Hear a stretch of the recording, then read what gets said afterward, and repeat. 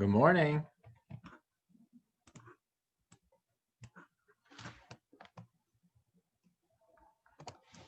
Can you hear me okay? I can hear you. Okay, cool. Thank you. All right, well, welcome everybody. I'm not sure how many folks signed up. There was a small group. So we'll give them a second to kind of chime in. Occasionally, you folks might have to remind me to use the chat box since we're doing this virtual. If people are asking questions or adding some dialogue to it, I don't want to miss anyone. So feel free. I know some folks, I don't know everybody. Some people may know me, may not, and that's okay. We'll kind of start from the beginning here in a few minutes. But if you have any particulars or anything that is specific you would like to get out of today, please let me know. Okay. Sometimes these aren't the most exciting Zooms. Personally, my preference is in the room, in person, where we can be interactive, and it's just it's a lot better and more effective presentation in my opinion, but this is what we got, so this is how we're going to roll. There's nothing wrong with that. Does anybody have anything specific that they'd like to get out of this today?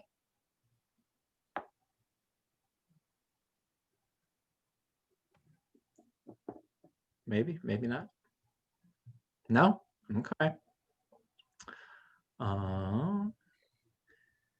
Are we all okay with this being a little bit more discussion based than speaker listener based? If that's such a thing, maybe we could have a little bit more discussion around some things and try to keep the engagement high.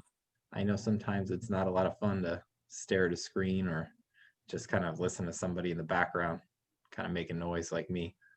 So participation helps. It helps a lot because once one person goes, usually other people will slowly become more comfortable and follow, and then this can be somewhat of a brainstorm, mastermind type feel.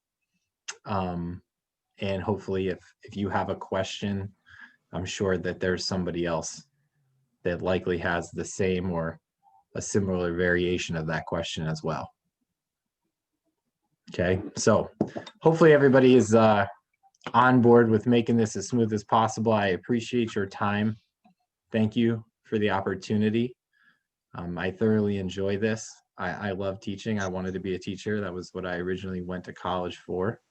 So to me, the position that I'm in real estate and sales and leadership allows me to kind of live the best of both worlds. I get to teach and I get to perform, and I enjoy this. So if nothing else, we'll try to make it as fun as possible for everybody else too. All right, 11:03, we can kind of get kicked off. I have a handful of notes. Again, unfortunately, this is virtual. I guess it's not unfortunate, but we'll be doing some screen sharing. So a lot of this, you may be hearing me and you may not be seeing me because there's a PowerPoint associated. So just bear through that, fight through that, and let's just make sure that we help each other, right? And I don't think this will take all of 2 hours. A lot of what you may get from me in this is a little bit more of like mindset, thought stuff. Might challenge some of your thinking around some of these practices and some of these strategies. And it just might open up some new thoughts and some new ideas for you that you can then take and apply the best way that you see fit.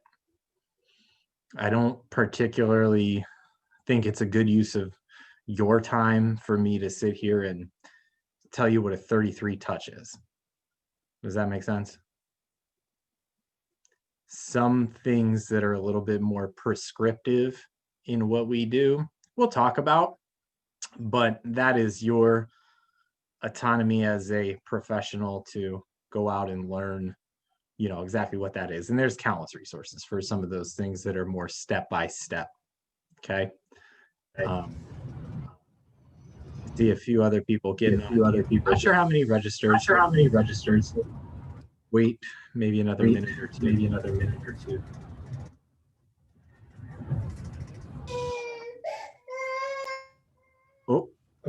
here.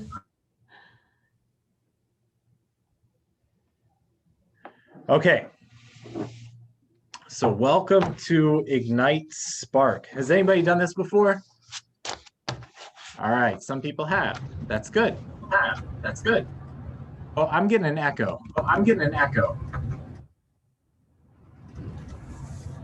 Josh, it might be your vehicle by chance. There you go. Thank you. All right, so Ignite, lead generation is the core of your business. Ignite Spark 2.0. Does everybody have either their, well, I'll pull up the PowerPoint, so that's okay. Brief introduction. Welcome to Ignite. My name is Jonathan Tomko. My wife and I are members of Millennium Real Estate Group at Keller Williams Capital Partners. We have a growing team here in the Market Center. We've been in this Market Center all of our careers, maybe about 5 years or going on 6 years now. And I think that in the beginning, they asked me to participate and do some of these things because they know that I absolutely love it. I love to do this. I love to teach.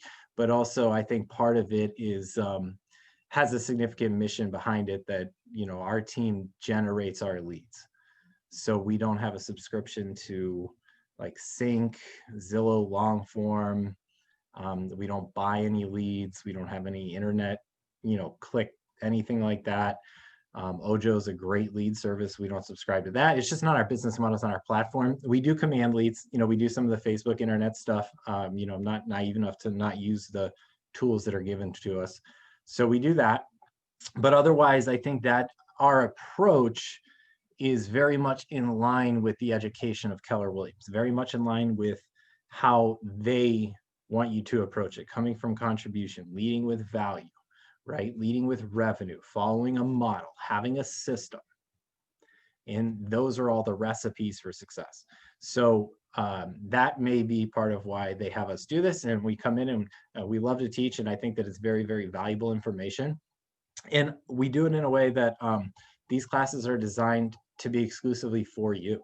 This is stuff that you can't just Google, like how to operate a 33 touch, right? This is all going to be stuff that is from experience, tried and true combination of what Keller Williams has educated us on and what we've learned through practical application, trial and error, and failures in the marketplace.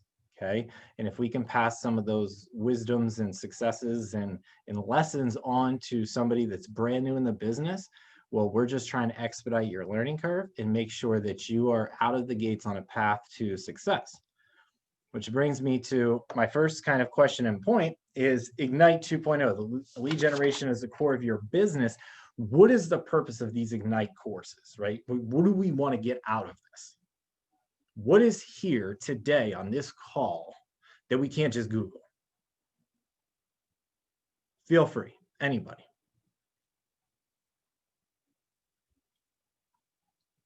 Why are you tuning in? Just not a trick question, not to put anybody on the spot, just honestly. So this is Buffy Patterson. One of the things that we can't get from Google is the helpful interaction that we'll have as a group as we're talking through some of the items for discussion today. Yeah. Thank you for backing me up. That was great. I love that. I would like to hear everybody else's experiences with the different types of lead gen and how fruitful they were and maybe lessons they've learned along the way. Yes, right? People that are in parallel positions, like what are you learning? What are you doing? What are you seeing? What are you trying? Of course, we can learn so much from each other. I love this. Anybody else?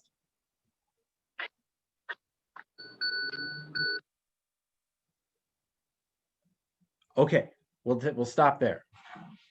Got to save some of the participation for the remaining hour and 50 minutes. Can't blow it all too fast. So I'm going to find the PowerPoint so we can kind of get started with some of the material. And then I'm going to screen share.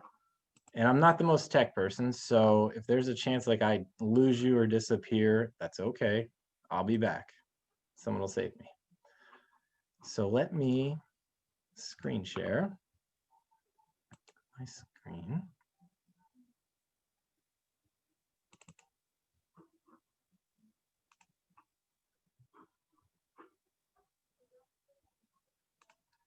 All right, is that good? Give me a thumbs up. Can you guys see the PowerPoint? All right, thank you so much. Okay, cool. So here we go. Ignite 2.0, lead generation is the core of your business. Is everybody on the call fairly brand new? I mean, is everybody kind of like within maybe, has anybody closed the deal, or is where are we all at in our experience levels? Mine's 5 years. Not the most experienced person in the world, and I continue to learn every single day. So Jonathan, on our call on Monday, we were able to kind of go around and introduce one another so that we can kind of get a feel for who we're hanging out with the next 3 weeks.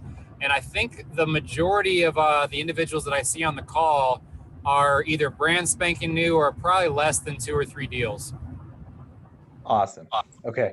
Thank you, Josh, for filling that gap in for me. I appreciate it, my friend. And I think that's a great idea too, because I remember when I was in my training classes and when I was in my licensing classes, there was people that I still kept in touch with, still co-opt with. And that's all about coming out of the gate, understanding the value of relationships, even with colleagues and with people under your roof. So thank you for making that highlight. That was very important. All right, so everybody's kind of new. One thing that I understand about Ignite is these classes that are spread out over the course of maybe 2 or 3 weeks, the goal is we want to make sure that we use these, learn, go out in the field, go out and practice, trial and error, and apply it in order to set our first appointment, right? We want to be able to get an appointment in these 2 weeks of actively learning and staying engaged. And so when we come out with an appointment, that's really what I know. We want to get an appointment in the 2 weeks and then hopefully get that appointment in a contract in the first 30 days. Okay. And so that's going to be part of one of the goals. How do we do that? What successful agents do every day? So you'll see me take a little bit more time, and I have a handful of more notes on some of the business mindset slides. And this is one of them. So successful agents, let me ask you, being brand new, what do you define a successful agent as? What do you think?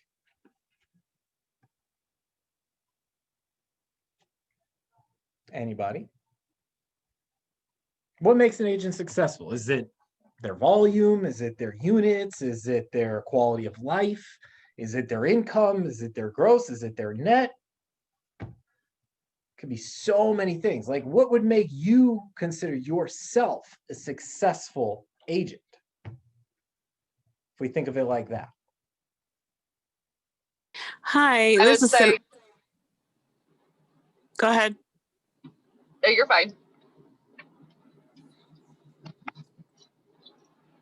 Oh, I believe that what would make me believe that I was successful is knowing that people have had a great experience with me and are referring me to other leads and clients.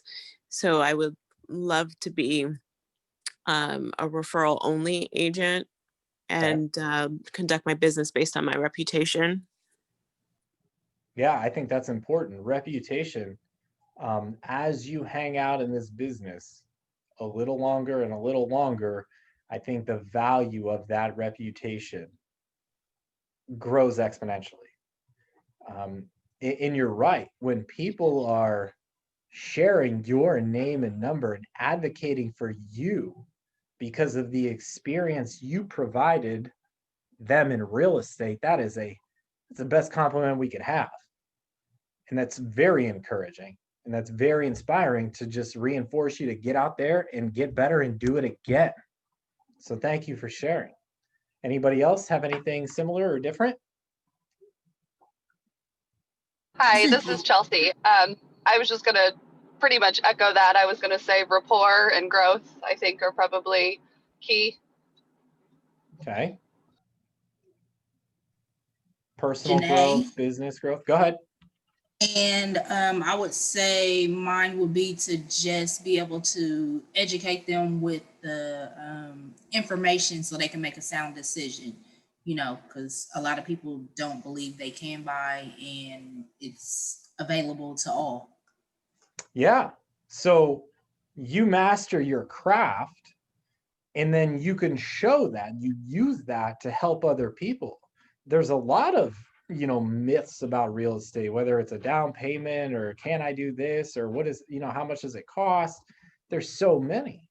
So when you go out there and you do your due diligence as a professional to educate yourself, the utility in that is how you show people you can. And this is how. And that makes you their educator and maybe even a little bit more importantly, their advisor, right? Because they trust you, they're listening. That is quite a bond. It really, really is. In fact, you're helping them with maybe the largest asset that they will ever exchange in their lifetime. So I'm glad that you have that responsibility between your ears because you're right, spot on. Okay. So thank you for that. So what successful agents do every day, grow the business and they run the business. What's that mean? How come that's like split in two different ideologies? I'm going to grow the business. I'm going to run the business. What's the difference? Anybody?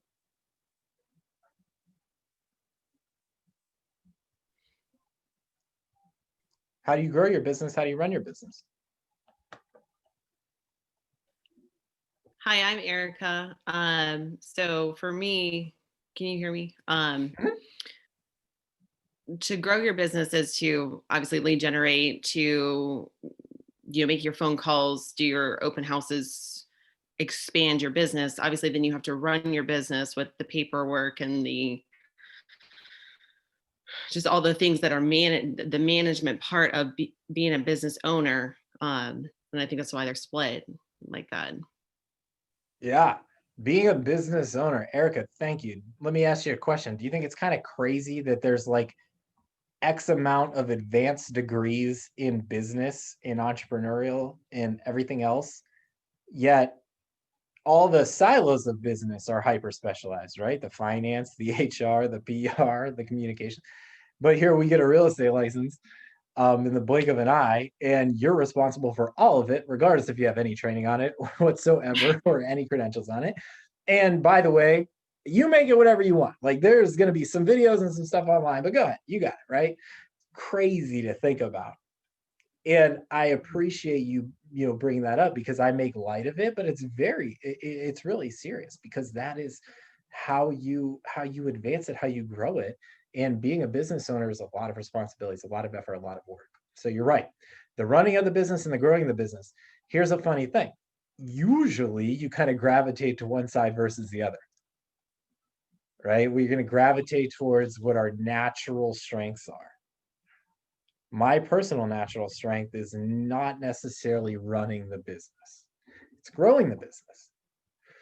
Okay. So we kind of, when we're doing it all, we learn how important Keller Williams leverage is, right? We learn how to operate out of our strengths. So we'll read through these real fast. Growing the business, number 1 is lead generate for buyers and sellers. Number 2 is make seller listing presentations and get listings. 3 is make buyer presentations and get listings. 4 is preview real estate. Okay. Running the business is market seller listing, showing buyers houses, negotiating contracts, transaction management to closing, vendor management, setting goals, compliance, risk management, attend training, get coaching, and managing your money. Okay. A lot of management. A lot of lessons learned on the fly is what it sounds like to me. So thank you very much. You guys are right. There's no secret to this, guys. The reason Keller Williams has models and they have so much information and training is because number 1, it's in our culture to share. And number 2, this is the recipe for the success based on those who have gone before us. Okay. That doesn't mean we're going to like every aspect of it. So we have to accept that. All right. So what we're going to focus on today, growing the business, lead generate for buyers and sellers. Silly question. Can anybody tell me why that's important? If you don't have clients, there's no business. Right. Yeah, we have to have clients. Who was that, by the way? I'm sorry, I didn't catch that. It's Erica again. Okay, Erica. So we have to have clients, right, Erica? Gotta have clients. Where do they come from?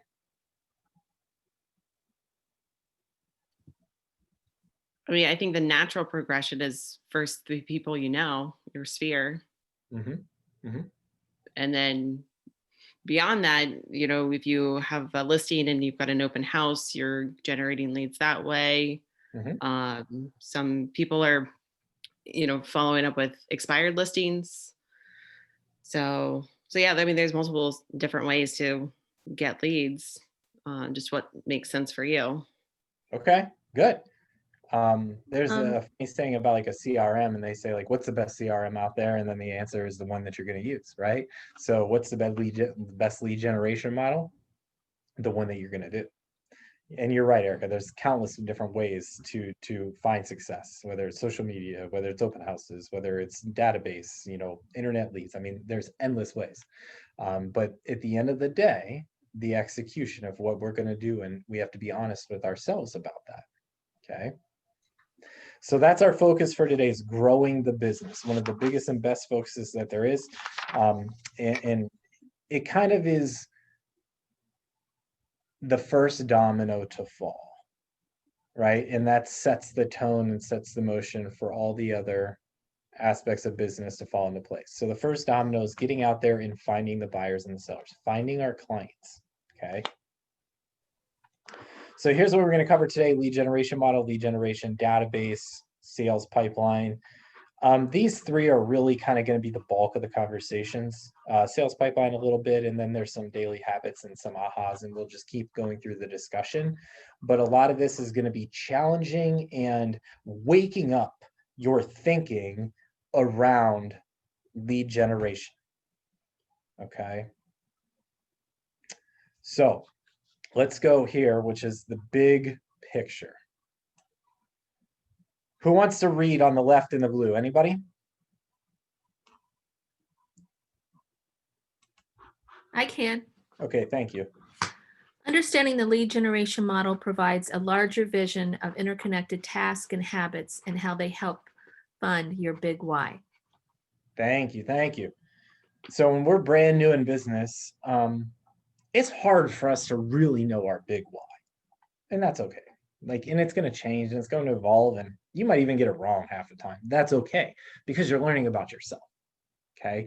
But when we say the big why, what does that mean? What do you guys think that means? How do you define the big why? What's your big why? What your driving force is behind all the things that you're doing. Okay. I like that. Is it a tangible? Is it an intangible? What do you think? Yes, both. Okay. Because there's building relationships, and then there's also the monetary aspect. Right. Okay. Big why, big why. Anybody else have their own definition of what the big why is, what that means to you? I think it's whatever is the most important to you right now. What is the reason that you're, working outside your comfort zone, working hard, trying to bring success to you and your family, or whatever is most important to you. Okay, good. So we have an idea of, it's kind of like what makes us do those things that we don't really like to do, especially when we don't want to do them, right? That's our own personal accountability, our why. How does that apply to my lead generation?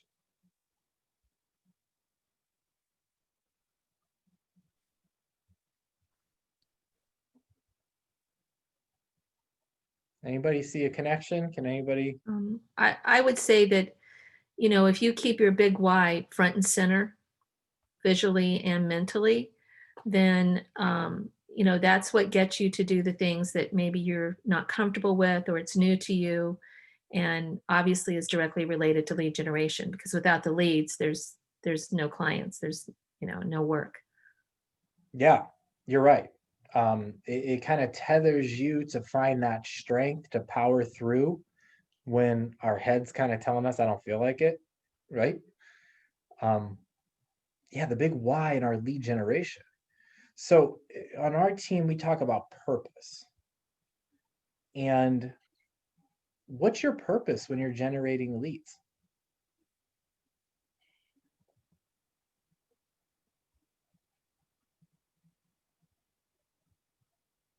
What do you I think? know everybody's heard me say this before, but my purpose is to just provide generational wealth in my family. Okay. So that again goes with my big why. Um, if you show up somewhere unhappy working for someone, you know, this relieve me of a whole different atmosphere, and it feels good. I feel better. I feel it in my whole just spirit. So that's my Good for big you. why and my purpose. Well, you sound like somebody that is taking advantage of an opportunity. And when you treat this business in everything about it with the eyes and the lens of an opportunity, it is not a job. It is not a I have to. It is very much an I get to. And that's powerful. That was a great testimony. Thank you for sharing. So the reason I'm asking you these questions and I'm kind of doing it like this is because your why's got to be tough. It's got to be strong, the strength of your purpose. What I mean is that when we sit down to do our lead generation, okay, if I'm going to do it for 3 hours on a Monday morning, lead generation is riddled with uncomfortable stuff. Rejection, rudeness, name calling, people hang up on you, and that's okay. Like, it just depends on how you're doing it. But our purpose is what gets us through 3 hours of crap and right back at it the very next day, the very next opportunity. So what I mean is that if your purpose is to set an appointment, that's not real strong to handle 3 hours of things that you don't like to do that are very uncomfortable. Especially if that appointment is for me. Because what we know about psychology and human behavior is that I'm okay letting myself down. I'm okay. I got tomorrow. No one will even know. Right? We're always okay to let ourselves down. But if we have a family and that's our purpose, if we're part of a team, if we're in leadership, if our tether and our big why is so strong and it's usually beyond ourselves, that can really hold us accountable to fighting through that. So maybe a successful agent's approach to their prospecting and their marketing, their lead generation, is not to get an appointment. Maybe it's to build a business. And in getting an appointment is just one little notch in that belt along the way. Maybe it's to get into leadership. Maybe it's to be an owner. Maybe it's to jump into Keller Williams' career path. Maybe it's to become a broker. Maybe it's to be a top producer. Maybe it's to be the top producer in the Columbus MLS. Maybe it's to be the biggest producing team in the state. Because if my big why is so big that it's on a national level, how thwarted do you think I'll be when somebody hangs up on me?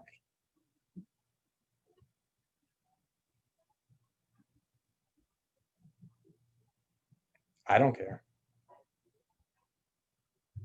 But my appointment isn't just, or excuse me, my big why isn't just to get one appointment so I can stop making my calls. Because if my purpose is to build a business, am I going to stop at 20 contacts?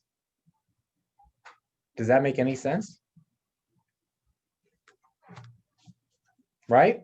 So now after we're thinking about that, we're kind of talking about that. Anybody else have a different opinion or maybe a different perspective on their big why and how it applies to what you do in your small daily habits that are going to compound? I think it's important to have a differentiator between your why and your goals, because your goals are going to support your why. The why is the bigger picture than what your goal is, if that makes any sense. Yeah, I think it makes great sense. Like, I have a question. So Lisa, do you think even if you don't hit your goal or if you come up a little bit short, does that mean that like you give up on your why? No, absolutely not. Like Janae said, for her generational wealth, you know, it's the little goals that she's going to meet along the way that are going to get her to that generational wealth. Right. So let me ask you, what you just said there was so important. I think it deserves repeated. The little goals along the way will get you there. Do you ever think maybe some of us, I think I've been a victim of this myself before, just feel like, those little daily things, there's no way that they can lead to that big why. Like they don't have that much impact. They're not that effective. My daily habit, come on, getting up with first time my alarm goes off instead of hitting snooze, that's going to make me the biggest producer in Keller Williams. That's what you're telling me? Yeah, but you have to have the understanding that you have to have the understanding that that's part of the path. Okay. You know what I mean? It's part of the path of getting there. So you know what to However expect. insignificant it seems, you have this big picture, but you have to, like, I want a beach house. So I have to do all the little things leading up to how I'm going to get to that beach house. It's great to have that dream, but you've got to have your plan in place. And so all of those goals are part of the plan that you're putting in place to get there. And they all get tied together, right? And that to me is the harmony of moving in the direction of your big why. You know exactly why. You know exactly why you're doing it, Lisa. You know exactly what it's going to take, and you know exactly what to expect, both positive and the challenges. Right? Exactly. I love it. Let me check my chat box here. Okay, I'm sorry. So it looks like we had said growing the business is to always evolve. Running your business to me is owning the outcome, and it all comes from you. See, Janae, that's important because you're taking personal responsibility and accountability for your business. And I think that's very important. All right, so here's your big lead generation model. Okay, this is genius in my opinion. So what you have right here is your lead generation, which is the first part, your database, and then your sales pipeline. Okay. We're going to spend some time on this. I really wish we had a whiteboard, but that's okay. We'll probably do this again and you'll all be invited back. So this is really where we're going to talk about some of the things that we already touched on, like control of your approach, meaning, well, how do I think about this, right? I can control my thoughts. I can control my effort. I can control my attitude. I can't control necessarily what other people are going to do, how they're going to respond. I could try to posture myself in a position that's going to be favorable to me. Okay. So we're going to work on focusing on the things that we can control. On the left-hand side, you see lead generation, your database, and your sales pipeline. This takes a lot of effort. So much so that we often share on our team with maybe somebody newer, like what you think is enough is not enough, not even close. So just know that going in. You're building a business. And understandably, if you're making the financial in the time investment into building a business, you want it to be exactly how you want it, the best that it can possibly be. Right? So it takes a lot of effort, meaning what you think is enough calls is not enough. What you think is enough practice is not enough. What you think is enough leads, not enough. Okay, but we can control our effort in that direction, and we can control our attitude along the way. So why is that important? Because right here, if we're going to lead generate to the best of our ability, and then we're going to database and we're going to nurture these leads to the best of our ability, and then we're going to sacrifice our time away from home and away from lead generation to work them through the sales pipeline to the best of our ability, we simply cannot fake it. You might be able to fake it once or twice, but you won't be able to fake it long enough to build a business. So Lisa, kind of back to like understanding what the expectations of the demands where we are, these three things, in my opinion, this is just my opinion, become who you are. Not what you're doing to meet your accountability, because that's what the MREA says you should do on a daily basis. That's prescriptive, and that's so, frankly, we don't have an excuse. The execution is up to you. And that execution isn't really authentic if we have this like disingenuous, motivation behind it. When we're building a business and we know what to come and we know how much effort it's going to take, well then, this lead generation, that's going to become who I am. Providing value through my database, that's going to become who I am. Executing, crossing all my T's, dotting all my I's, working everybody through this process that I promised along the way, protecting them, it's just going to be who I am. And that's how I'm going to build my business. Okay. So I have a lot of notes right here on this page. We'll go over first thing on the left-hand side. I think lead generation, prospecting and marketing. You guys know this, right? Prospecting, marketing enhanced. Prospecting is active or passive? Anybody? Active. Active. Of course it's active.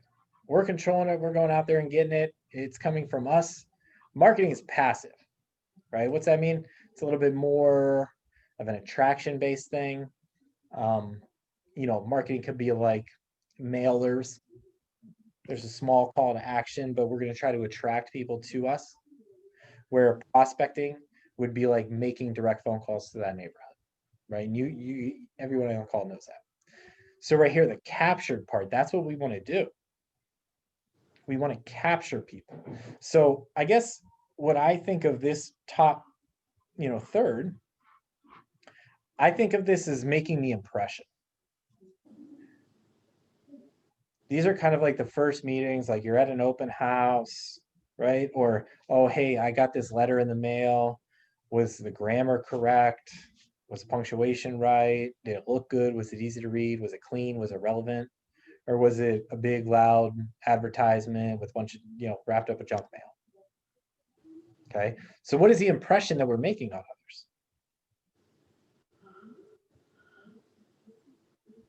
Meaning, if I'm a shopper, I'm a buyer, and I'm out at open houses, what sets you apart at your open house from the other three that I went to?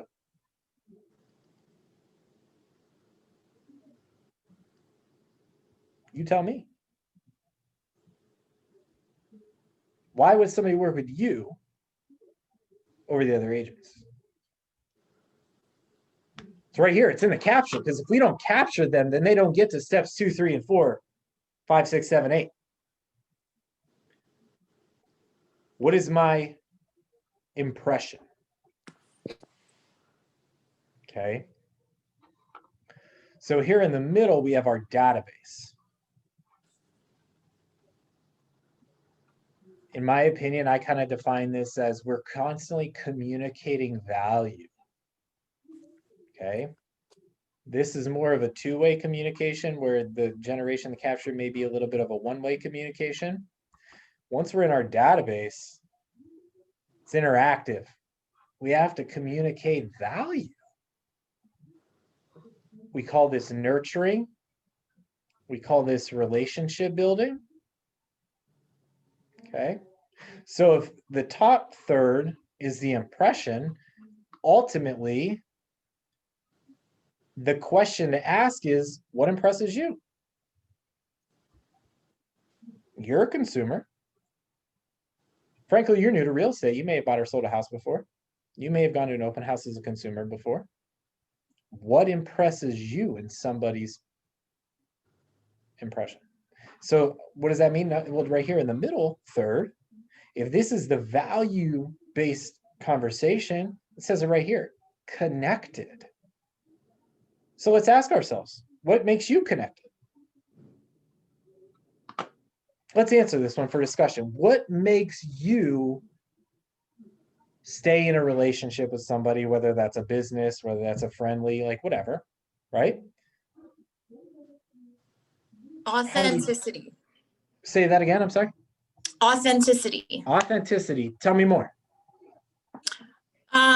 Just if somebody is confident and being themselves, whether they're funny, silly, and bringing the knowledge that that they have of their business, that makes me want to know more, to be around them.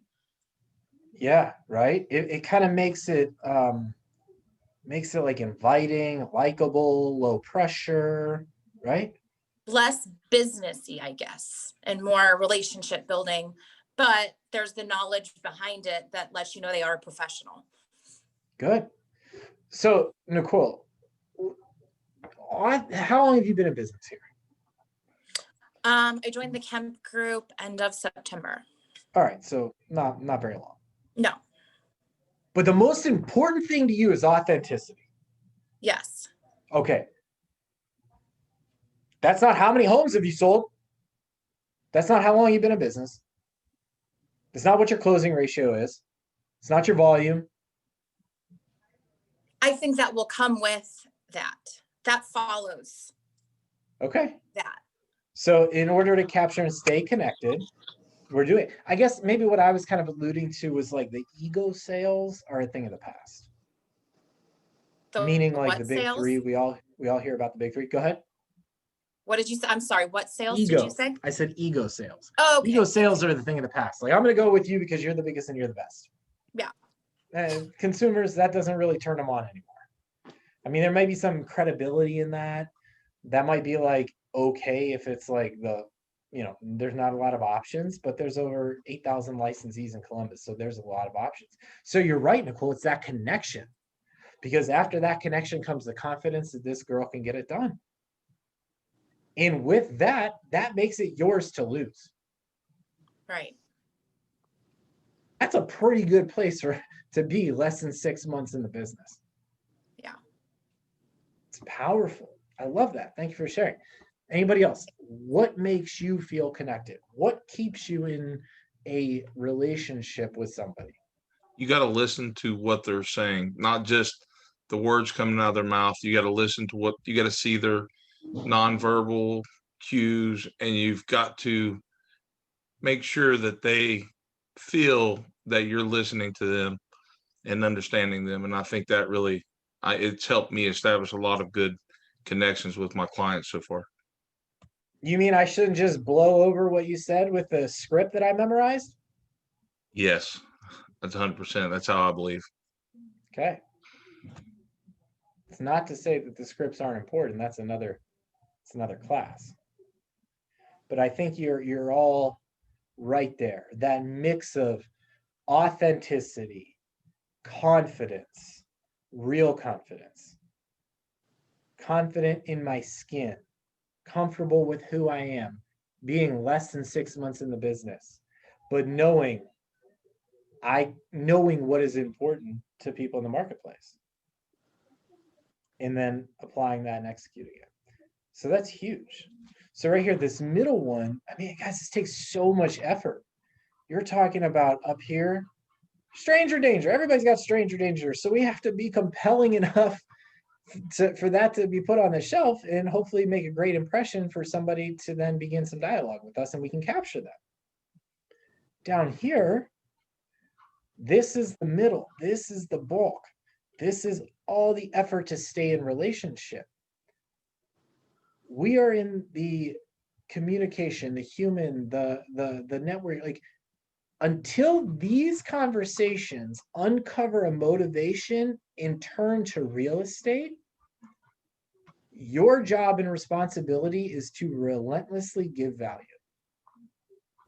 It's 11:45. I'm on a conference call. Okay. Or a Zoom call for lead generation. So in the middle, it takes a lot of effort. We have to relentlessly give value. We don't even know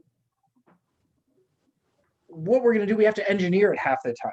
In these excuses to reach out, we're setting a market update, or we're sending an interest rate update, or we're sending a neighborhood update. Right? Two-way conversations, though. We can always ask them what's important, but this is really the meat of it. And down here, number 4, this is the execution, the sales pipeline. This is where you have to be on your game, because ultimately this is what you sold them. Right? You sold them on you. So this bottom third is where it's make or break, meaning everything comes down to execution. We can give everybody the recipe. We can give everybody the leads. We can give everybody the scripts. We can give everybody the money. We can give everybody the path. It doesn't matter. What matters is who executes it and how well. Okay. So right down here, we're going to cultivate, get them to the appointment, get them actively looking, get them under contract, get them to the close, and they're going to go back up into our post-closing nurture. Okay. Anybody have any ahas on this?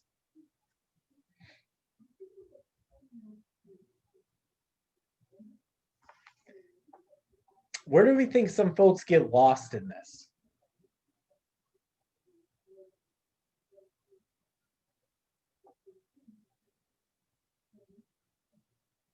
I think at the top of the funnel. Okay. Why is that? Well, it's, committing 2 to 3 hours a day, 5 days a week to sit down and lead gen is really a huge commitment. And I think that, sometimes we get lost in that. We might do well for 2 or 3 weeks and then we start to let that slip, which is the beginning of the end when we do that. Yes, very well said. And I applaud your awareness because you're right. Usually it can be very exciting, but to do it every day, day after day after day after day, it can be a little monotonous. Anybody else have an idea of where some folks get lost in some of these strategies? I think go ahead. No, okay. Thank you. I think it's staying connected. You capture the lead and then you follow up a couple of times and you don't hear anything from them, and then people give up. And so not being relentless and staying in touch with them, even if you don't hear anything from them for a while, because eventually they will need to buy or sell real estate, and it's just keeping up with them. Yeah. Do we ever start to fill that distance with our own story? Right? Oh, they probably went with somebody else, or oh, I turned them off, or oh, they don't like me, or we start to kind of develop and tell ourselves some of these limiting beliefs, these negative stories, all because they're just not responding. So you're right, in the capture, in the staying connected, because until their motivation's turned on, it's our job to stay connected. They're not going to stay connected to you. Okay. Anybody else? I'll say kind of what I was thinking when I asked the question is, people give up too easy. That's kind of what I was thinking. And then we kind of touched on it there, right? I don't want, or the limiting beliefs of the top, the capture, the prospecting. I don't want to offend people. I don't want to turn people off. I don't want to be a salesperson. I don't want to rub people the wrong way. We tell ourselves all these things. But if we were a professional and we were prepared and we were coming with contribution and coming with value, I wouldn't think I'm going to turn somebody off. I think I'm just looking for the right conversation. I'm looking for the person that's got something that has to do with real estate in their mind because they need me. Right? So I think maybe we give up a little too soon with our effort. And we all know we can rationalize anything in the world, so we can make it perfectly acceptable. But we didn't get the result that we were after. Okay. I think another thing people might get tripped up on here is they don't maybe stick to one method or strategy long enough to give it a chance to succeed. Maybe we get a little bit too creative. Maybe we try too many different ways.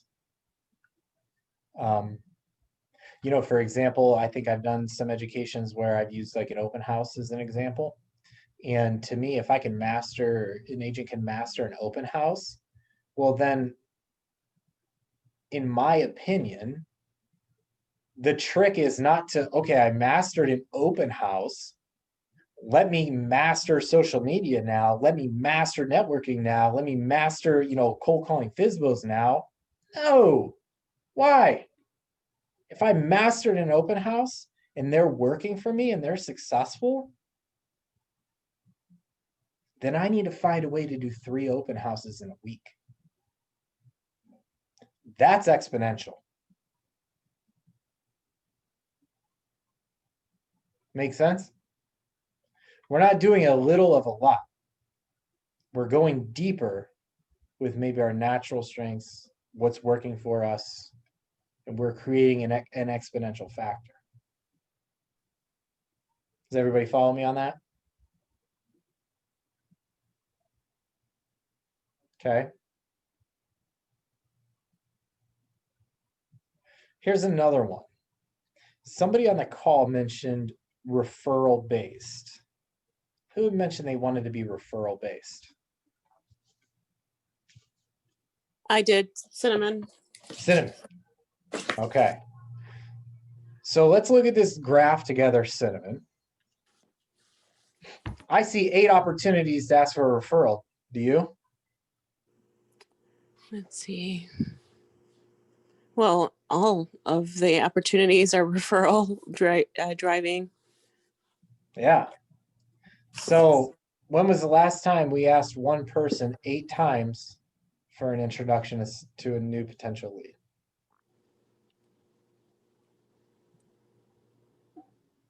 Versus asking 8 people one time.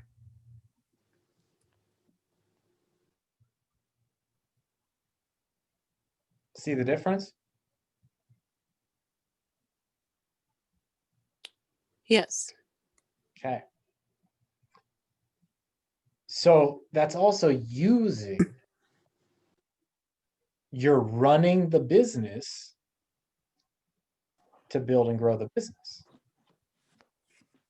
Because if I can integrate some of that, I'm going twice as fast as somebody who's operating it on 2 separate rails.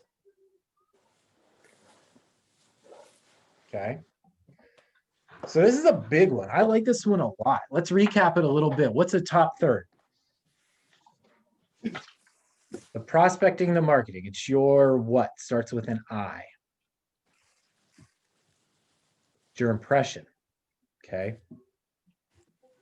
Middle third, the connectedness. Communicating value. The relationship building and nurturing. Okay. Sometimes it's as simple as saying, what makes me feel connected? What makes me feel like that was a valuable exchange, or that was a valuable experience? Okay. And the last one, this is what solidifies it for you. This is how you get a review. Because like the top 2/3, it doesn't matter unless we get the job done. You don't get paid for being compelling. You don't get paid for building relationships. You get paid for advising people successfully transacting real estate. So without the bottom third of the results, that's your springboard right back up for many, many, many reasons. Okay, so this is a good graph. Anybody have anything? Are we okay to move on?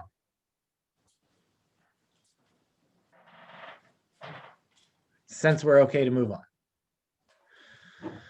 Okay, so let's go through some of our notes here. That was the big picture. Okay, prospecting base, marketing enhanced, right? This is basically the life of your business. When we're prospecting, we're intentional, we're in control, we're going after it, we're being active. Okay. When we're marketing, we're being a little bit more passive. We're being a little bit more attraction based. So I guess let me ask this. Which one should you do?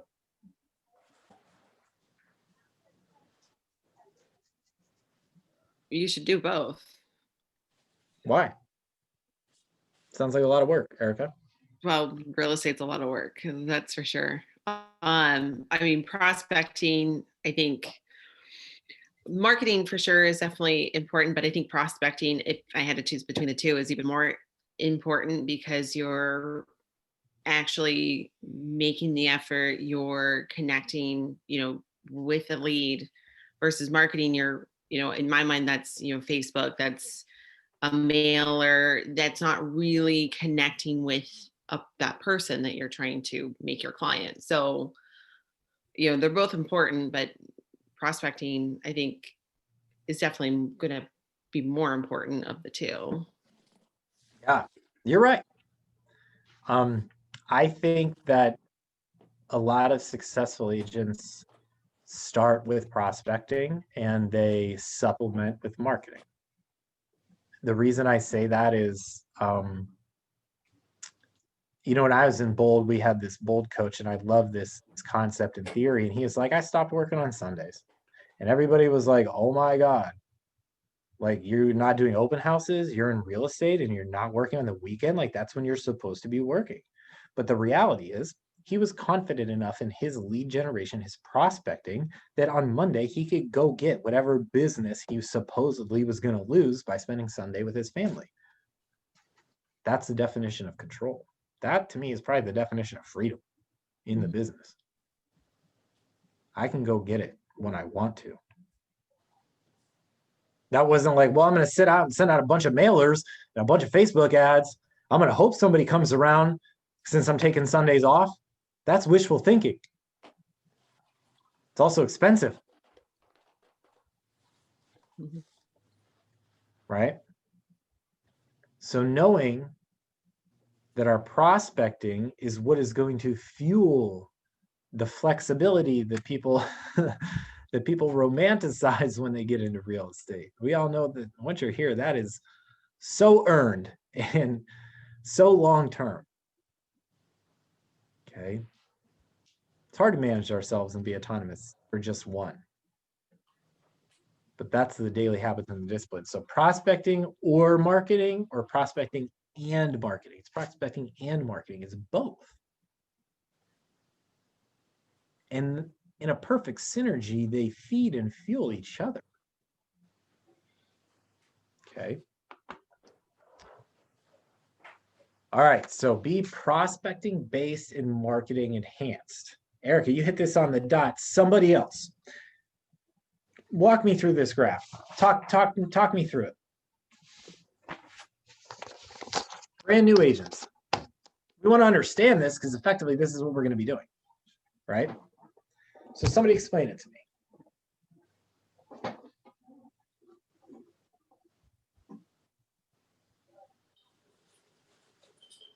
Somebody start at the top half. Let's just do marketing.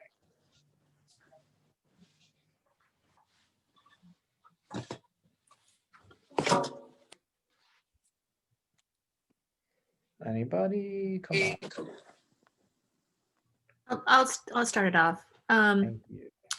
Well, I think that it's obviously a great comparison to what you're doing for marketing and prospecting. For example, prospecting is money intensive. There are some things you can do that are less expensive, but for a new agent, that's probably not something you're going to want to be putting a lot of money into initially. But you do have time. So that's where the prospecting, that it's time intensive, which may be more challenging later as you grow in your business. You have that ability to do that now. Marketing is passive, although it takes a lot of work to do it and do it correctly. It's not something that you create it and deliver it, but where prospecting is very proactive. You have to have that on your schedule. You have to have the right mindset, and you have to commit to it every single day. And then again, marketing is long term. You might get a call, you might get a lead off of, postcards you've sent to your farm or something of that nature. But for the most part, it takes a long time for people to recognize who you are and what you do and start to connect with you. Whereas prospecting, you can have an immediate lead. Even just you know, even just talking to people in the grocery store, wherever you're doing business. I mean, as long as you can work real estate into the conversation, you know, you never know where you're going to get that lead. Right. Thank you. That was a great breakdown. Great breakdown. So let's echo some of those points. That was very helpful. Thank you. Money intensive versus time intensive. It's no secret. Most people that get into real estate don't get in with this huge runway of financial security. Some might, right? Might be a passion project more than building a business, and that's okay. But very well said. We do have the time. We do have the time to invest.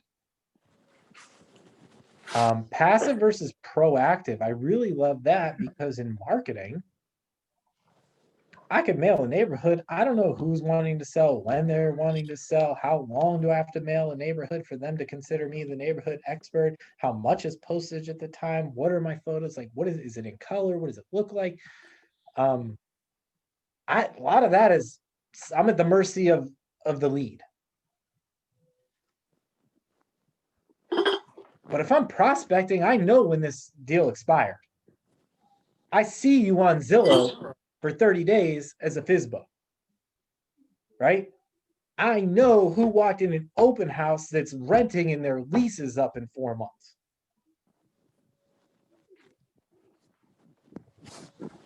So I can maybe have a little bit more control over things, like who has a right now need and motivation versus the passive marketing is, I don't know when that person got my mail or has any intentions on doing anything, if they're ever even going to call. So that's kind of like, in a nutshell, the immediate results versus the long-term results. I can be very specific and targeted with my prospecting. I can be a different kind of specific and targeted with my marketing, but the call to action is different. Make sense? I once heard this explained in a way that was like a presidential candidate. Like if a presidential candidate was coming to Columbus and like you heard about it on the news, would you go? Maybe, maybe not. But then if like, say you got a mailer at your house and you're like, oh, that's cool. Like they're going to be, you know, downtown. I live close to downtown, whatever. Or maybe they wrote you a personalized letter. Or their point was, let's say that candidate called you and said, personally invited you. Cinnamon, Erica, Melody, I'm going to be in town, blah, blah, blah, blah, blah. Can I count on you to be there for support? What do you think you would say? You'd probably say yes, right? If that was somebody that you were in support of. So the difference in our communication can determine the result, the reaction that we get in return. If we're just going to simply mail, you don't respond to stuff in the mail.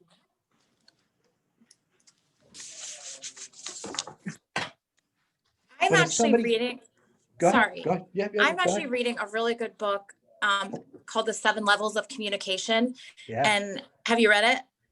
Yeah. Well, anyway, it follows exactly what you're speaking of right now. It's excellent. The Anyway, 7L? What? 7L, 7 levels of communication? Yes. Yes. Yes. So anyway, I thought I'd throw that in there.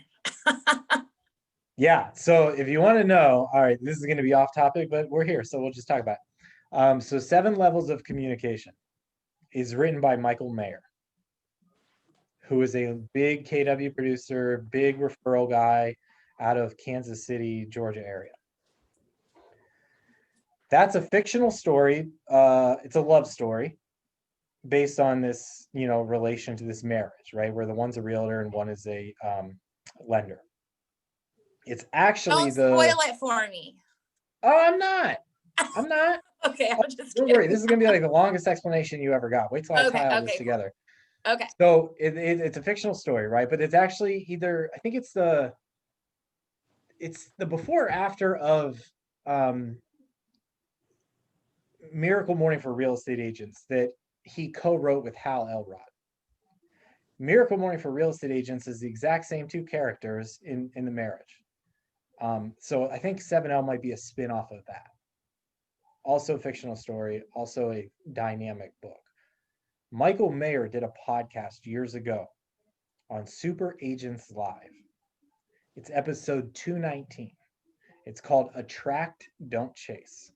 And when I was getting into real estate, that podcast made me say, this, if I was building a business, this is exactly how I'd want to do it. That was the closest thing that I ever connected with on how I wanted to build a business. I almost have that podcast member. Everybody that joins our team or is on our team listens to it in the beginning and or has listened to it since. We've read both of those books. Here's where it gets cool. I had a coaching call with Michael Mayer, and that was pretty cool too. And then Rachel and I were on his referral podcast, and he interviewed us. And then, because a lot of how we built our team and stuff came from, the stuff that we learned and he talked about on that podcast, it was brought up that I listened to him on Super Agents Live, and then Super Agents Live interviewed us on their podcast. And it was so super cool how it all just like tied together. But to your point, that is exactly where so much of this comes from.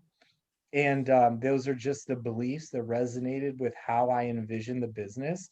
And if you're practicing the stuff in that book, there is just no way you can't be successful and build your organic database and business. It's right there.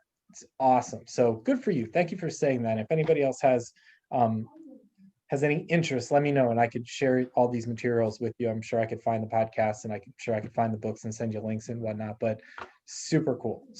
Yeah, I have a question. I have tried to find that podcast, and I've not been successful at it. Which one? KW site, the 219 by Michael Mayer. All right, I will. If you want to send me an email, I can email it out to all the participants. But yeah, it's superagentslive.com. And then in the search bar, it's episode number 219, Attract, Don't Chase. Okay, because I was going to the KW site, not superagents.com. Oh no, so that's actually like a national podcast. It has nothing to do with KW. Okay, thank you. But Michael Mayer was KW, and he was one of the people. He was the person that set my mind off to the races on some of these things. So yeah, we're all on the same page. This is awesome. This is so exciting.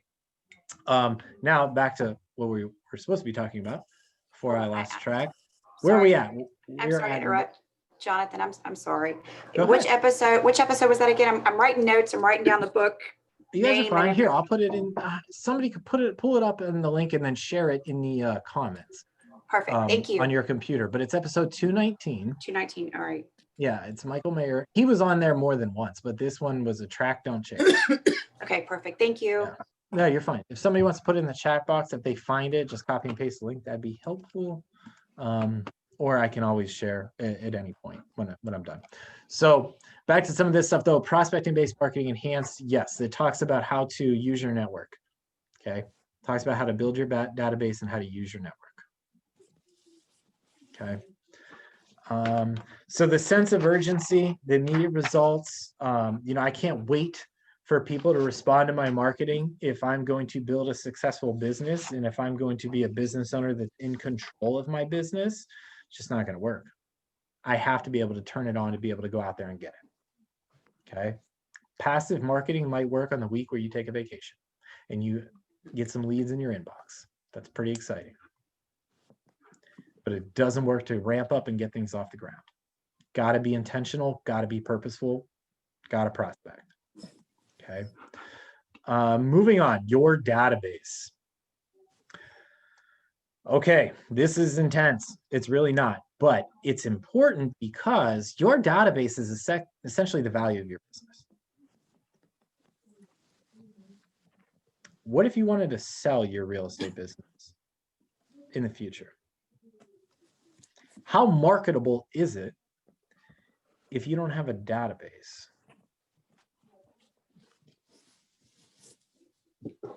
Interesting. Hold that thought. How marketable are you without the skills and the developing the skills to build and effectively work a database or your network. For example, take real estate out of the equation. If you were in financial services, anything, equipment, sports, litigation, whatever, right? If you are, I guess maybe what I'm saying is you're in the lead generation business in the industry of real estate. Changes my responsibility a little bit, I think. Right? So if you can build a database and if you're valuable to your network and your network is valuable to you, does it matter if you do insurance or if you're a financial advisor or if you're in real estate, or does any of that matter? The same skills apply. Okay. So we don't say like, let's build a database so then you keep everybody in one place and they can get all your emails. Like, yes, there's an organizational element to it. Yes, there's a systematic element to it. But the why behind your database is your value. It's the value of your business. And what does that mean? That means that, okay, so you have 1,000 names and numbers 20 years from now. You can't sell that. 2,000, 3,000. It's a phone book. It's not a business. It's not a business. But if you have relationships that you can transfer, if you have history, if you have vendor partners, right? If you have repeat clients and families that you work with, and then I can introduce them to somebody who's taking over my business, that's valuable. Transferring relationships is valuable. Names and numbers is not. So I bring that up so it challenges your thinking on this. And listen, we all know that a lot of type A people that are driving personalities, the high D's and the I's, they don't sit down to stop and put in phone numbers and names and addresses and birthdays. Like, we just don't do that. It's not a high priority to people that are, you know, their personalities aren't that. However, it's so important because it's the long-term value of your business, and it's the skills that make you valuable in business. I make light of it all the time, and I'm like, listen, if I was selling hot dogs on the beach in Myrtle Beach, I would have the same, like, the same principles would apply, right? Make an impression, build a relationship, execute the product.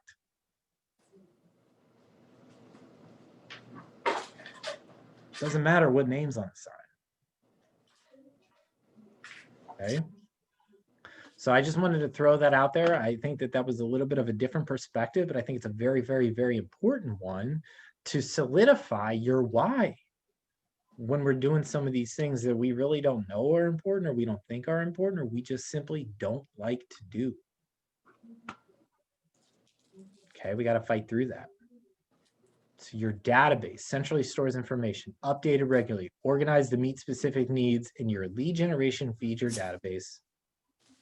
Vice versa. Your database should feed your lead generation. Does that make sense? Okay.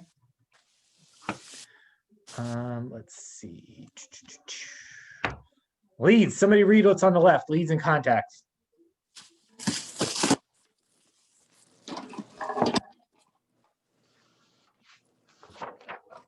Anybody? Somebody help me out. I'll read.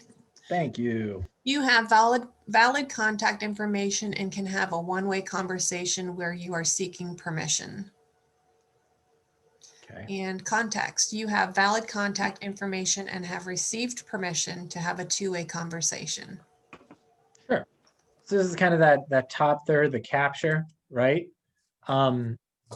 Valid contact, one-way conversation where you're seeking permission. If somebody made a less than good impression with you, first impression, do you see yourself giving them permission to keep in touch with you and, you know, the possibility of doing future business? No, probably not. Not when there's 8,000 other options. So to me, that puts the pressure on your preparation to make a good impression in order to get that permission, to open that door, to have that capture for future opportunity. That first impression isn't your sales credentials. Maybe it's your confidence. Maybe it's your comfortability. Maybe it's your vocabulary. Maybe it's how you handle yourself. Maybe it's your authenticity. All those things we already talked about. Right? So as a new agent, you're trying to capture leads. So as an agent that's been here for 30 years. No one's capturing them by walking around flashing their resume. Which means you have the same opportunity that I do, that anybody else does. But who's more prepared to make that impression? I find that to be very important. If you don't, I think I have better odds. Okay. Contacts, two-way conversations. Well, listen, you got me. Okay. You got me. How are you going to keep me?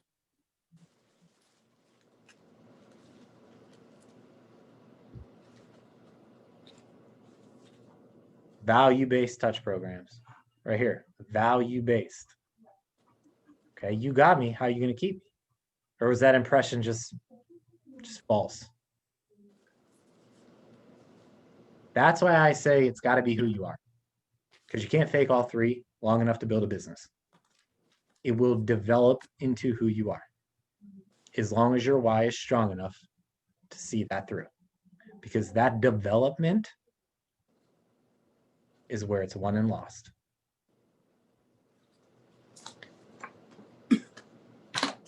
Okay. We good on this part? Everybody say, yeah, yeah. All right, moving on. This is where I said it's pretty prescriptive, and you guys got it. You don't need any coaching on these things. Just keep in touch with the proper channels in leadership to help get you going in the right direction, making sure that you have you're equipped with everything that you need to make it a success. Okay, they'll point you in the right direction for all of these. Basically, the campaigns are designed to stay top of mind. They're systematized. Part of this is important when we said that your database and your CRM, right, the organizational element, the system element, is, I can't remember to do all these for a database of 250 people all the time. In fact, I don't want to remember and I don't want to try, because I want to reserve that brain power, that mental, that all of that for decision making, right? The critical thinking for solving problems. I don't want to try to remember who I'm supposed to talk to, when I'm supposed to talk to them, and why. Honestly, to me, it sounds immature to say it out loud, because that doesn't sound like a professional. That doesn't sound like somebody who takes professional stock in themselves, says, yeah, I'll just think about it. I'll just remember, top of my head. I don't need that. Like, no, absolutely not. And it will come back to bite you in the butt. Okay.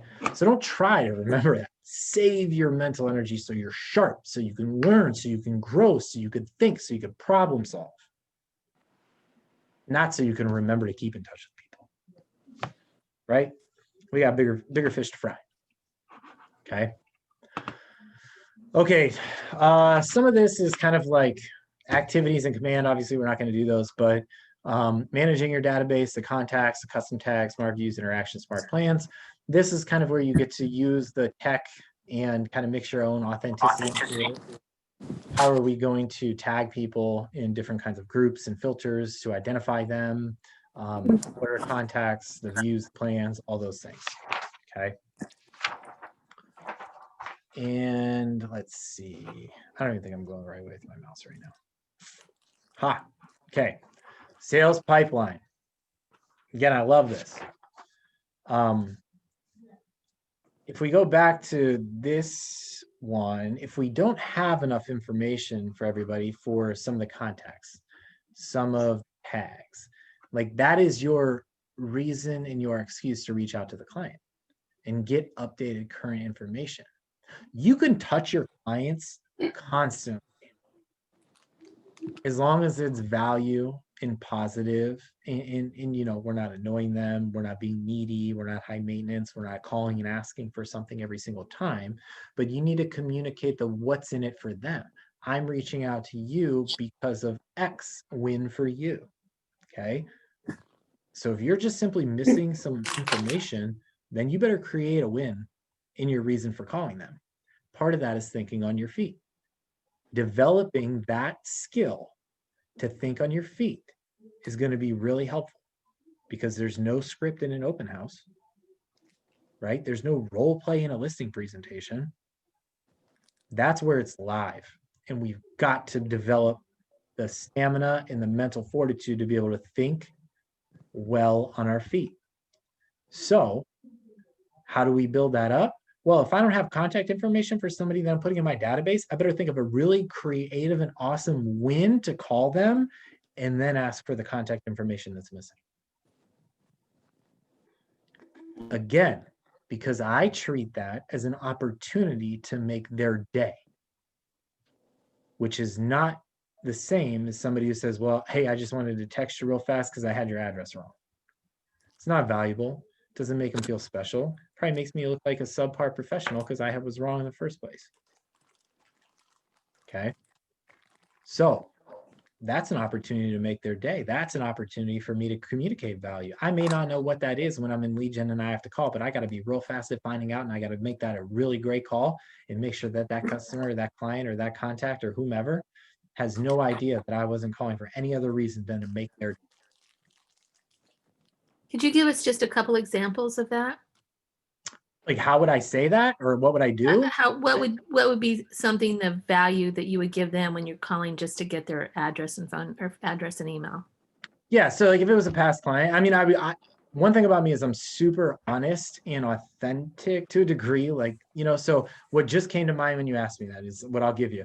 I'm refinancing a couple of my properties right now, and they're at like a 3% interest rate. So if I was calling somebody because I needed some contact information, I'd be like, hey, I don't know if you knew this or not. And I'd be like, I just wanted to share this with you. I'm actually doing it myself. Interest rates are so low right now. I'm sure you've heard that across the board, but get this. And I would give them a really specific practical example that I am personally experiencing. And then I would follow with, hey, by the way, while I got you on the phone real quick, I wrote this down. I don't think I did it right, but let me just double check your contact info and then I'll let you go. Boom. And I would do something like, it could be anything. It could be inventory. It could be interest rate. It could be new listing, new year. I mean, like, oh my God, it doesn't even have to be business related. It could be, hey, did you hear about so-and-so? Hey, did you hear this? Hey, like something. But you want to make every interaction and experience a win for your client. I'm reading a book right now called Remarkable, and it's all about delivering value. And it's written by Dr. Randy Ross, who is like a psychologist, I believe. And he was just interviewed in 2 parts on Pat Mancuso's podcast, The Success Ascent. Pat Mancuso is a longtime KW guy, one of the best bold coaches that I've ever experienced. And in my opinion, he's a great trainer and leader. So I was listening to these podcasts, loved it. I completely was in line with my beliefs and visions, bought the book.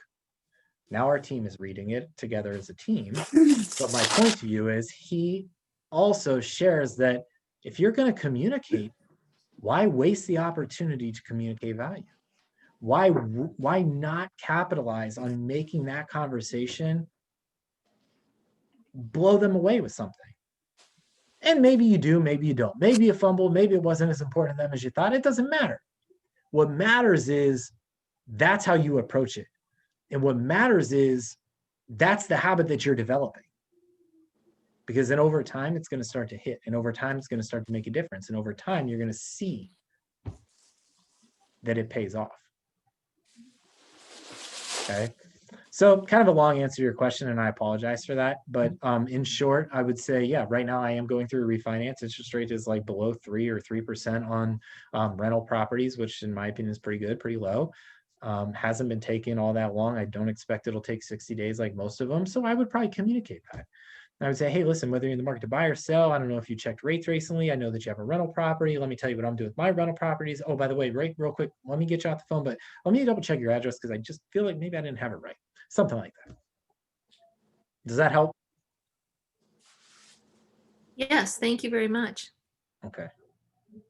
If it doesn't, get with me outside this and we can maybe be a little bit, we can be a little bit more specific and a little bit more smooth with it.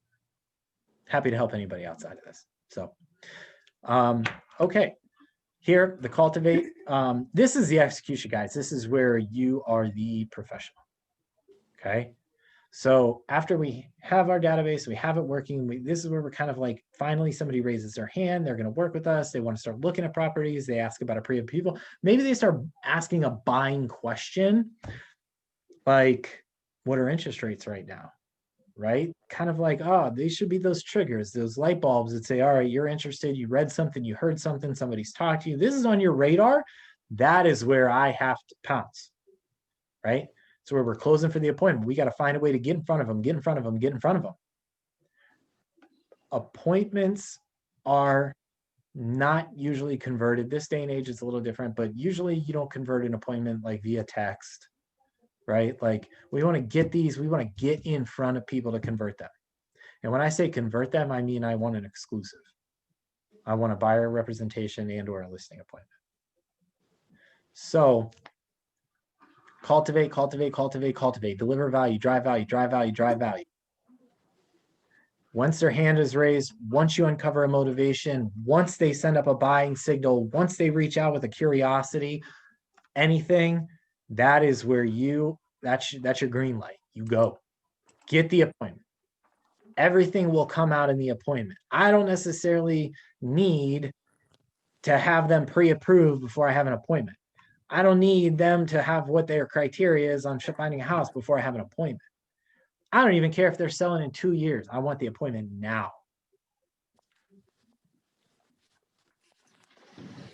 Okay. That FaceTime is where the conversion happens and where the relationship is solidified. You become the advisor face-to-face. Through text, through email, they compare everything that they heard again. They Google everything that they hear, and then they compare it against you. But if you're the first one to educate them face-to-face in the appointment and you lay out the expectations and how this is going to go and the why and what's important to them and the why, you are now their source. They validate everything against you. You are their advisor. You are their trusted. You are their person. I can be somebody's person until they're ready to buy. That's why I want the appointment as soon as possible. Okay. Active is out there looking, under contract, obviously, and then the close. But here's the other thing, guys. This is all opportunities to earn referrals. Ask for referrals. You're doing a good job. Ask them if you're doing a good job. If they think you're doing a good job, why wouldn't they refer you? And then here's the other trick. Has anybody gotten a referral yet? I have. Okay. Yeah, I have. Okay. Any of you that have gotten a referral, was it out of your prospecting where you were asking, or did you attract it? In both of my cases, past clients referred them, either a family member or a coworker. I didn't ask, I guess I attracted it. So okay, good. When I first began as a realtor, I called my sphere of influence and announced my new career path. And it was one of those individuals that referred me to my most recent transaction. And then last year, one of the lenders that I had been interviewing for just to put into my team, my portfolio, referred me to one of their clients looking for a mortgage. Okay. So those folks that have referred you in the past, have you gone back to them and asked for another referral? I have. This is Jackie. I do. Absolutely. Right. So I think the hardest part is getting somebody to give you a referral. My belief is if you're willing to give me one, you're willing to give me 100. And it's my responsibility to pull the other 99 out of you. Right? The ice is broken if you give me one. So I would rather ask one person 10 times in a really value-based, constructive way versus asking 10 people one time. I just don't think I'm going to get anything from that. Think about how many times a lender needs to call you to take you to lunch.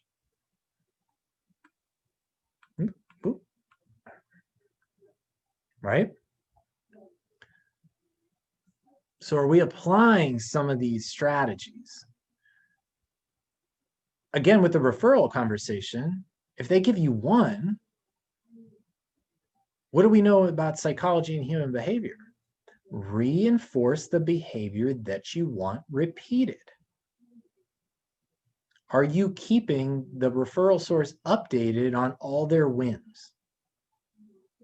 Are you telling them what a great job, what a great experience this client is having, how grateful you are for the referral, how complimentary they are of the person who referred them? Are you just taking the name and number and working it and never giving the other person an update? Because if that's the case, why in the heck would they ever send you another one? They have no reason to. They have no reason not to, but they have no reason to.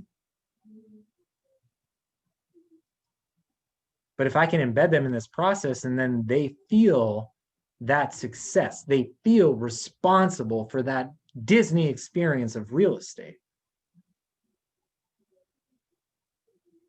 then I'd be really confident asking them for another one. I'd be shocked if they didn't give me another one before I had to ask. Make sense? So referrals are important. And the only reason we're having that conversation right now is because look at how, I mean, these are numbered. Like there's just so many opportunities. The oldest trick in the book is if you want more referrals, you got to ask more than you are right now. It's not rocket science. Some of sales, no matter what you do, will boil down to a numbers game.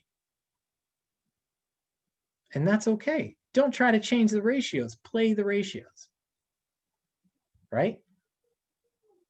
Play the ratios. Play them well. Okay. Anybody have any questions? Nope, we're moving on anyways. Okay. Ahas to achievement. Anybody have any ahas? I think we're kind of winding down for the most part. There's about a half hour left. I kind of figured as much. It's not as engaging with via Zoom as it is in person, maybe. Probably keeps a lot of my tangents at bay, which is good for you. So we have about a half hour. We can run through some of these slides. Some of them are a little bit technical, or we could just open it up for a discussion. What do you guys want to do? We can always get you out of here early too. I know that kind of stinks sitting back getting talked at for an hour and a half, 2 hours. So what do you think? How do you guys want to end this?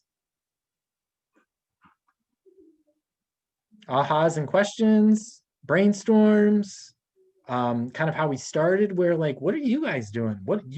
Tell me what your experience in the field, tell each other, because this is a community. And when you start to treat it like a community, you'll get a lot more from it. And I don't necessarily mean a lot more leads and money and income. Yes, that's part of it, but a lot more fulfillment, a lot more joy, a lot more camaraderie, a lot of more of the things that you really, you like coming to every day. It's a community.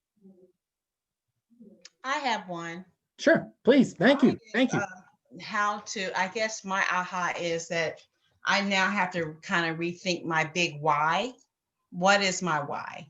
And it's always to service the customer, but now it's more a personal thing with me now. So I'm going to have to really think about what my big why is, and then I can now take my big why and make it, and then form my goals around that big why. So that was very helpful today for me. Good for you. Big why is important. And you know what? I applaud that you're recognizing that. And you could think bigger. Like servicing your clients is a great why, but we could always think bigger. Part of that is exposure. Part of that is having these interactions and conversations where it opens up our minds. And you're 100% right. Rethink it, tie your goals back to it, let it work in synergy. Good for you. Thank you for sharing. Anybody else? The permission to go back to what worked the first time instead of trying to reinvent your structure, your prospecting and marketing structure every single time. Yeah, I think we lose so much, right? Like open houses, people love them. They don't really cost anything. They don't even take all that much time. And they're a great excuse to lead gen around them. So if I'm going to master that, I don't know, then I'm going to move on to mastering another area of the business. Like instead, let me try to like hack my week and my schedule and my time management and say, how can I get 3 open houses in a week? Take that deeper. I use a explanation that's like shooting free throws, right? If anybody ever played basketball, organized or not, even like interview, like if you're shooting free throws, every player comes up to the line, they have their little routine and they do the same thing over and over and over again. And when they miss, they don't shoot the next one with their left hand. They don't try to learn a whole new shot. Do they? No. Heck no. Like they're not super creative with the fundamentals of shooting a basketball. They're super rigid and structured and repetitive, and that's the fundamentals. Creative with the other things. So if we know that breeds success and success leaves clues, then how do I just apply that to what I'm doing? Well, that means if I'm practicing my script, just like I'm practicing my free throws, how good am I if I practice a different script or if I practice a different way every single time? When I explain it like that, it sounds kind of silly. Now, that's not to dismiss that there's different markets and there's different targets and there's different seasons. I mean, yes, there's subjectivity in everything. But what is our foundation? What are we willing to invest in to build off of? That's your shot. That's your script. That's your strategy. That's where you're building your skills. Okay. So thank you. I love that. I know that you mentioned marketing and I kind of went in a different direction, but it's the same principle. And I think they both are very, very relevant. So thank you for sharing. Anybody else have an aha or not necessarily maybe not talking to me, right? Like talk to each other. Does anybody have a challenge or a hurdle or something that they're working on next week, next month that the group can offer feedback? Like, let's talk to each other. Let's open it up. This is valuable time. It's going to be as valuable as we make it, though.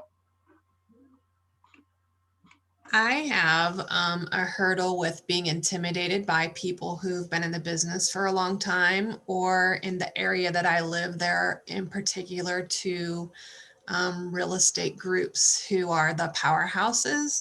And so your comment about ego sales are a thing of the past was empowering to me, because getting past those big machines is difficult mentally. Oh, it's daunting. Because listen, I'll tell you right now, when we started, right, my office was our office, Rachel and I, when it was only Rachel and I and Son, we were down in the corner and we were across from Brian Kemp's office. And like Brian Kemp has been in business forever and he does a great job and he has an awesome team. And I literally like looked at their numbers and their ticker and I was like, you have 10 deals in contract? I was like, you have 10 deals in contract. That literally means that you found enough people to get 10 of them to say that they were going to go with you, who are going to look at the same time, who are going to find a house to buy at the same time. And that's connected with the sale. Like, how, like, I don't think that that's possible. How did you do that? Right. And now, like, so I was there, Lisa. I looked at like, I don't understand this math problem. I don't understand how it's possible. But then as we just put our heads down and went to work and grew and grew and grew, there's like not a time right now where we don't have 10 deals in contract. So it is possible. But how do we do it? Here's what I mean, Lisa, when I say ego sales are the past. The big three, the biggest doesn't translate to the best. It just doesn't anymore. That's why people want to shop local. That's why people want to support small business. Guess what? You all have Amazon. You all probably have Netflix for the most part. Your homepage looks different than mine. It's personal service that the market demands. They don't care who's the biggest and the best. They care who is going to do the best for me. That's your value, Lisa. That's what you communicate. Doesn't mean we have to bad talk anybody else. We have to up talk our commitment to personal service. Right, That's which is why exactly why I didn't name the two powerhouses. Let's leave them anonymous. That doesn't matter. It doesn't. You're right. And you just answered your own limiting belief. It doesn't matter. They don't matter. It doesn't matter one bit. Because biggest doesn't mean the best. And it's not what people are looking for. Like, yes, credibility has something to be said. And it's okay to have a resume or recognition and awards and blah, blah, blah, blah, blah. But the reality is if I sit down with somebody and I'm authentic and I learn about them and what's important to them and how it's going to apply and give them the expectations and all those things, I give them no reason to go compare me to somebody else who were the biggest. Because my preparation was so darn good. Because my preparation was for you, not for everybody. Not the big net. Right? So yes, it's daunting and it's intimidating. And you're like, and I was there too. I literally was like, I don't even know how you got this. I don't know how you worked this out, but somehow I still don't make sense of it. Somehow it's just the numbers, right? So when we're doing that personal service, what I mean is your Netflix homepage looks different than mine because it's based off of your taste. Your Amazon looks different than mine because it's based off of your taste, right? That big team, their phone might ring more often because they have more tentacles out there. They have a bigger web. That's it. When it comes down to who's sitting across the table communicating personal value and service, because all those people care about is them, not in a bad way, in a way that they are there soliciting your service to generate the end result that is specific to them. Quality over quantity. Because then here's the thing. If you blow it out of the park with them, why wouldn't you ask for a referral and why wouldn't they refer you? Right? It's like, all I need is one. Give me one and it's off to the races. I just need one. One will be my springboard to more. Okay? So thank you for sharing that. That was vulnerable and you got me fired up. So who's next? I love it. Kind of off topic. Sure. Well, with the topic, but I just want to pick your brain for a second. For somebody that is, I guess, looking to build their business, looking to build their confidence, what 3 things would you recommend? Are there 3 books that you would recommend reading? Are there, what are the top 3 things that you could recommend to somebody? Does that make sense? Yeah, it does. And I think they're probably different for everybody. I mean, I could maybe give you some it's just like 3 basic things is belief. Belief rings to mind really, really big. And we may not have it right now, right? That's why maybe we feel a lack of confidence. So how do we get that? Action cures all that. We have to get out of the mindset of, oh, I got to have business cards before I can do an open house. Oh, I got to have my headshot before I can, send out a mass email. Action, action, action. That's where you build real confidence. In our book right now, we're talking about, I think it was, I don't know, I got like 4 books going, but one of them was talking about like, if you got it, you don't have to prove it. Right? So what does that mean is that quiet confidence. It says like, yeah, I can compete with big teams because I'm only preparing for 1 client, not 100. And if we're preparing for the same client, I can learn more about that client.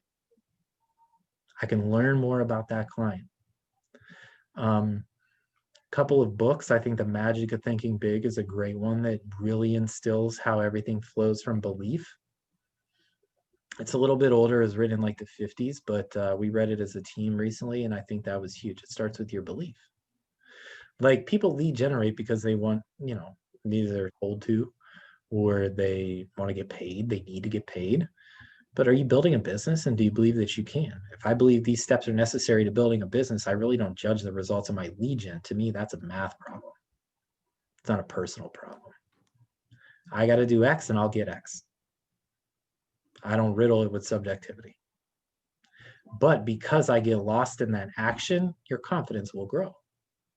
And as your confidence grows, you'll be more open-minded. You'll take more risks. Your fears will diminish. And that's when you don't have to prove it, because you got it, because you built it. No one sees all that work, though. That's the hard part. People think there's a magic pill or a secret. There's not. It's a lot of work. Like, look at our numbers. People might be like, wow, that's great. Oh, Rachel Brett, blah, blah, blah, blah, blah. Nobody knows that we eat dinner every night at 9 o'clock. Nobody knows that she's the last one in the office most of the days. Nobody knows.